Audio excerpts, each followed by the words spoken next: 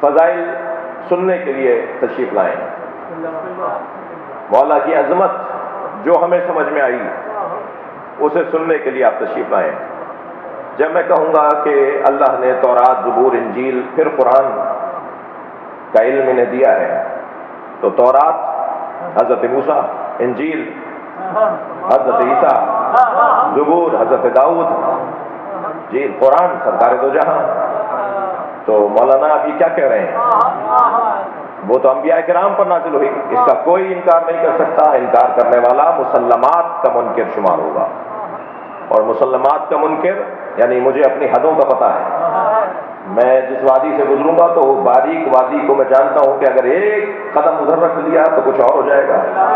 تو ان تمام باتوں کو ملحوظ رکھتے ہوئے کہہ رہا ہوں کہ یہ بات طے ہے کہ حضرت عیسیٰ، حضرت داؤد، حضرت موسیٰ کا تعلق ان کتابوں سے ہے، مگر قرآن مجید میں ایک شخصیت کا ذکر کیا گیا ہے جو ہر زمانے میں انبیاء کی مدد کے لیے آتا ہے۔ اچھا حدیث پڑھ دیتا تو کہتے کہ یہ بھائی ان کا عقیدہ ہے، مگر ہم قرآن پڑھ لیتے ہیں کہ قرآن میں ایک وجود کا ذکر ہے جس سے اللہ نے نبیوں کی مدد کی ہے۔ جی بات روشن ہوگی تو سوال دور ہو جائے گا۔ وَأَيَّدْنَاهُ بِرُوحِ الْقُدُسِ، توجہ، ہم نے عیسیٰ کی روح القدس کے ذریعے سے مدد کی۔ سنگین تو نہیں ہو رہی بات؟ ہم نے ان کی وَأَيَّدْنَاهُ بِرُوحِ الْقُدُسِ وَأَيَّدْتُكَ بِرُوحِ الْقُدُسِ، دونوں آیتیں ہیں۔ ہم نے تمہاری روح القدس کے ذریعے مدد کی ہے، ہم نے ان کی روح القدس کے ذریعے مدد کی۔ اچھا قرآن فارمولوں کی کتاب ہے بھائی، جب قرآن ایک نبی کی کسی کے ذریعے اللہ کی طرف سے مدد کا تذکرہ کر دے تو ضروری نہیں ہے کہ سارے نبیوں کا نام لے کر بتائے۔ قرآن فارمولوں کی کتاب ہے، ایک نبی کے حالات کو بتائے گا، وہی دوسرے نبیوں کے لیے بھی ہیں، وہی عظمتیں دوسرے نبیوں کے لیے بھی ہیں۔ ہم نے تمہاری روح القدس کے ذریعے سے مدد کی۔ یہ روح القدس کون ہے؟ روح القدس لیس بملک، فرشتہ نہیں ہے، تو جھگڑا ہی ختم کہ وہ جبریل ہے یا نہیں۔ بڑی عنایت آپ کی توجہات ہے۔ روح القدس لیس بملک، جا کے دیکھ لیجئے حدیثوں میں، روح القدس ملک نہیں ہے، روح القدس اللہ نہیں ہے، اس لیے کہ وہ کہہ رہا ہے ہم نے روح القدس کے ذریعے مدد کی۔ روح القدس اللہ بھی نہیں ہے، اللہ کی مدد ہے مگر روح القدس کے ذریعے سے ہے جو لیس بملکن۔ اچھا جبریل امین علیہ السلام کے لیے ہے الجبریل والجبریل هو الملک، جبریل ملک، جبریل ملک ہے، روح القدس لیس بملکن، روح القدس اللہ نہیں ہے، تو بتاؤ کون ہے؟ اب مولا علی کا لقب کرار سمجھ میں آتا۔ کرار میدان میں پلٹ کے حملہ کرنے والے کو نہیں کہتے، کرار ہر زمانے میں پلٹنے والے کو کہا جاتا ہے۔ صلوات پڑھے محمد و آل محمد۔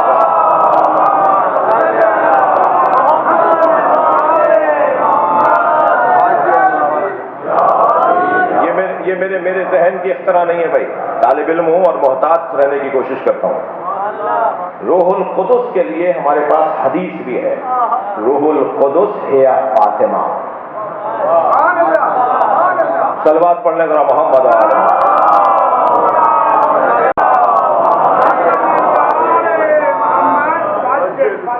تھوڑا سا مجھے لگا ہے کہ یہ عمومی گفتگو نہیں تھی، صلوات پڑھنے ذرا محمد آلہ۔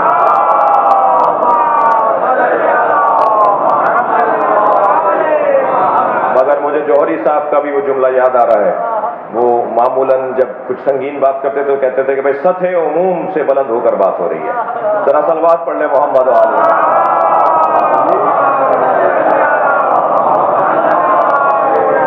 اس سے بہتر اور بلند صلوات ہے۔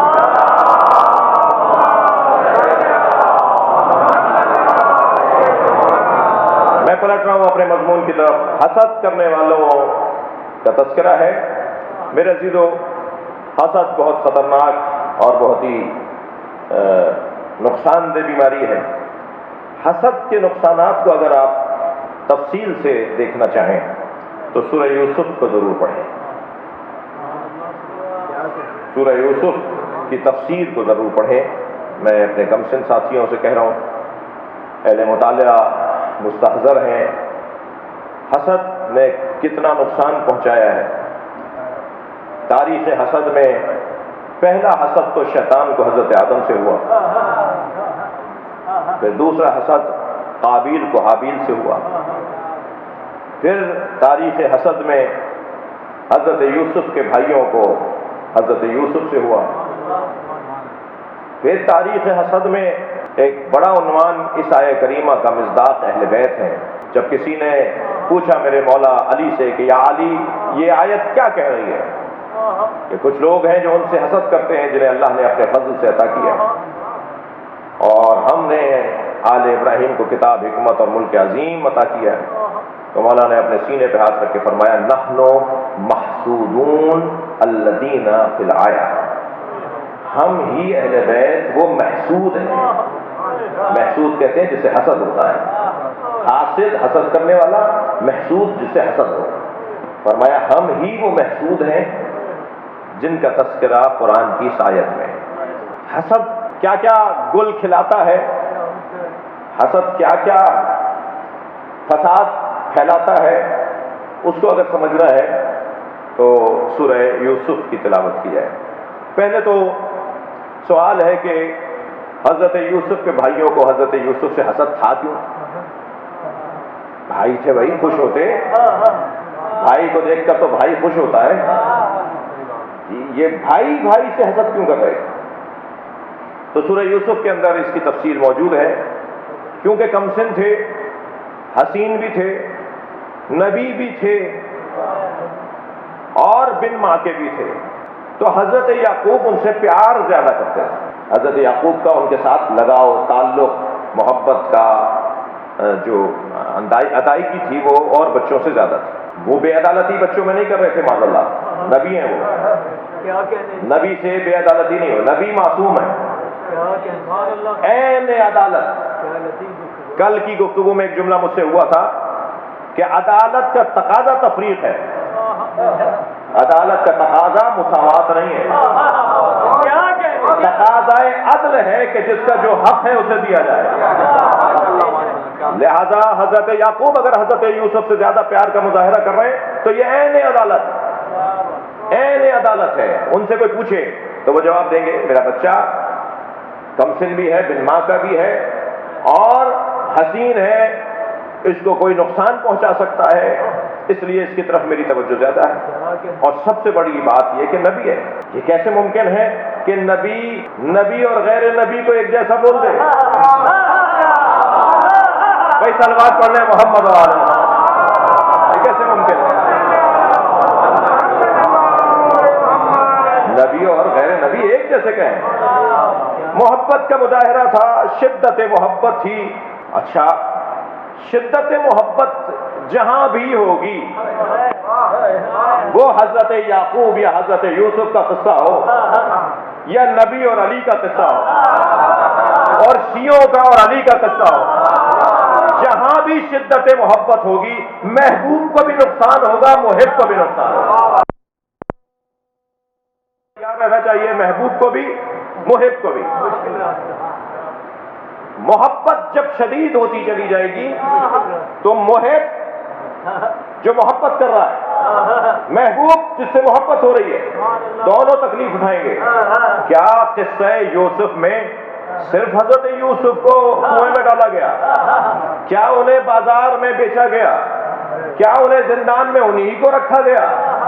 یوسف تو اس شدت محبت کی وجہ سے نقصان اٹھاتے رہے، مگر محب بھی تو پریشان رہا، یعنی حضرت یعقوب کتنے پریشان رہے، آنکھوں کا نور چلا گیا، روزانہ رستے پہ جا کے بیٹھ جاتے ہیں، اور رستے پر بھی وہاں جا کے بیٹھتے ہیں جہاں سے بلا تشبیہ، بھائی آج کی زبان اس وقت کی زبان نہیں ہے اور ممبر کی زبان نہیں ہے، اس لیے میں ذرا محتاط ہو کے سوچ رہا ہوں کوئی لفظ میرے ذہن میں آ جائے۔ جیسے آج آپ بائی پاس کہتے ہیں، آج آپ ایک ایسا راستہ جو شہر کے باہر سے مسافروں کو لے جائے۔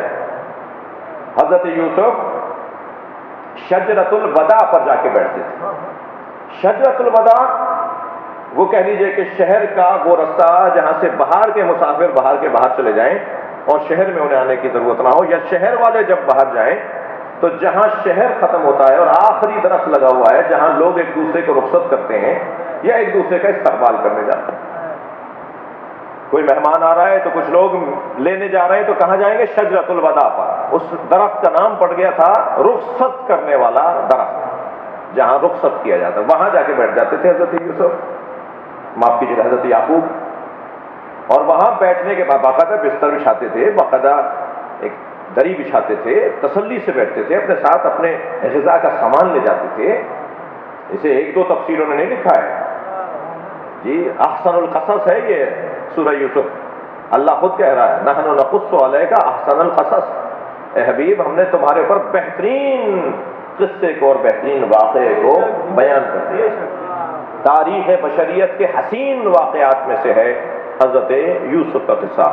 وہاں چلے جاتے تھے, اپنے ساتھ سامان لے جاتے تھے, بڑی تسلی سے بیٹھتے تھے اور روڈ پر جا کر بیٹھتے تھے اور وہاں جانے شارع عام پر بیٹھتے تھے اور وہاں بیٹھنے کے بعد ایک جملے کو تکرار سے بولتے تھے اور وہ جملہ یہ تھا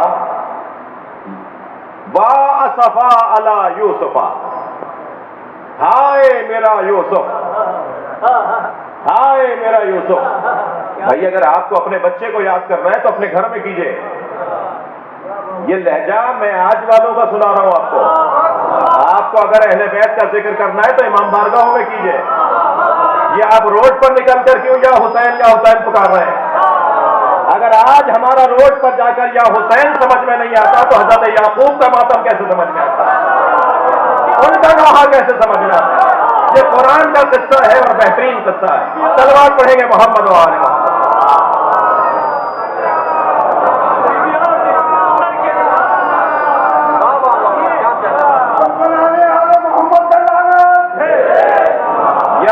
صفا یوسفا, یہ تکرار فرماتے تھے حضرت یعقوب. غلط فہمی, حسد ایک غلط فہمی کو کہا جاتا ہے. حسد ایک غلط فہمی کو کہا جاتا ہے اور غلط فہمی کا نتیجہ تکبر ہے. تکبر کا نتیجہ گناہ ہے, گناہ کا نتیجہ فساد ہے. یہ غلط فہمی کا شکار تھے کہ ہمارے بابا زیادہ چاہتے ہیں, حضرت یعقوب زیادہ نہیں چاہتے تھے. یہ غلط فہمی کا شکار ہیں کہ نبی علی کو زیادہ چاہتے ہیں. یہ غلط فہمی کا شکار ہے کہ نبی حسنین کو زیادہ چاہتے ہیں. یہ غلط فہمی کا شکار ہے کہ نبی سیدہ کو زیادہ چاہتے ہیں. یہ علی کو زیادہ نہیں چاہتے ہیں, انہیں عدالت چاہتے ہیں.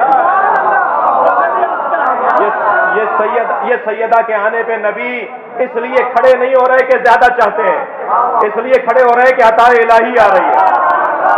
صلوات پڑھے محمد و آل محمد.